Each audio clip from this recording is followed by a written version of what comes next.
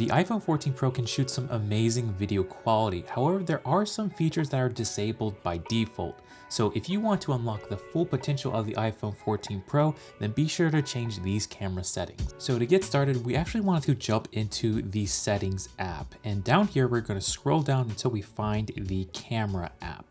Go ahead and click on that. We're going to first jump into the different formats. By default, it's set to most compatible. This is also known as H.264, but we actually want to set it to high efficiency. This will do two things for us. We're going to save space on storage, and we're actually going to get higher video quality because it's using the new H.265 encoding.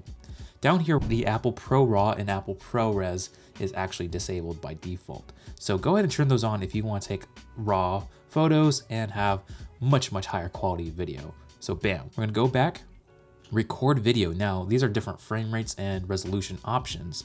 So if you're a filmmaker like me, you probably want to switch to 4K 24. This will be the resolution and frame rate you shoot at default. Next, we have enhanced stabilization. This is a digital stabilization on top of the camera's built-in gyro stabilizer. So we can just leave it on, and let's go back out of the camera and let's go down to record cinematic. With the iPhone 14 Pro, we can now shoot in 24 frames per second in cinematic mode. You'll be sure to want to do this unless you want to shoot at 30. So those are the settings that are turned off by default, which we have now enabled to get the full potential from the iPhone. But there are a few things we can do inside the basic camera app, such as adjusting the resolution, the frame rate, and as well as turning on things like ProRes and the new action mode. But I want to talk to you about different exposure tools inside the app, which is really cool.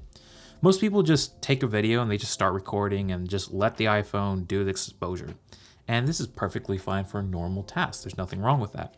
However, if you want to have more manual controls and kind of tell the camera what to do, you can actually press down and hold on the screen and you'll get an AE/AF lock. That means auto exposure and auto focus lock. So it's not going to change the focus or the exposure once you have this locked down. And once I press record, it's not going to change it when I go to something really bright. And then from there, you see this little sundial. We can actually turn that down to get darker or brighter.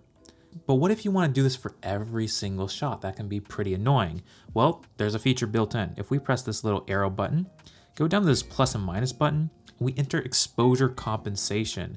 So here, if I were to scroll down, we have -1, -0.3, -0.7.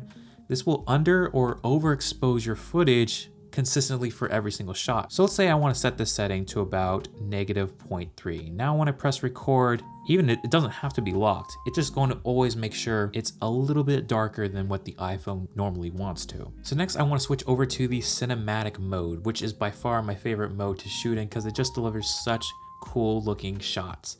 So in cinematic mode, this applies a fake background blur that makes it really feel like a much larger, more expensive camera. And this will work with the 1x and the 3x lens respectively. And what I find is that the 3x lens actually does a really good job.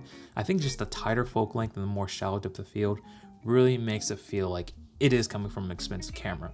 So in cinematic mode, you do have some limitations. You can't record in ProRes. You can only choose to shoot in ProRes or cinematic mode. You can't do both at the same time. But I find the cinematic mode still holds up really well. Now there is one thing that I would urge you to play around with when you shoot in cinematic mode, and it's kind of hidden away. What we need to do is go and press on this F button. This will give you the control of how much of that background blur do you want to see. By default, it's set to somewhere around 2.8, which is typically a fairly decent shallow depth of field. You could apply more depth of field, so more blurriness by going down to F2, or you can decrease the amount of blur by going up in the value. And what I find is you get a much better rendering of this background blur.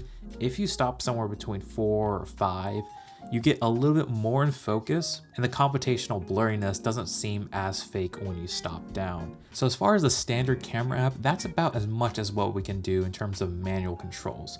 If we do want to have more control over the shots we can get, you will have to pick up a third-party app like Moment or the Filmic Pro app. This will allow you to lock things like your shutter speed, your ISO, different bit rates, settings that pros will definitely want to take advantage of. With these tips in mind, you're already off to a better start to get better iPhone video, but if you want to take it another level further, you want to do some things in post-production. And the biggest thing that is going to make your iPhone footage look better is color grading. But if you don't know how to do these color grades, I actually created some LUTs for the iPhone. If you want to check them out, there'll be a link in the description down below. That's going to be it for this video. Hope you guys enjoyed it, and I'll catch you guys next time.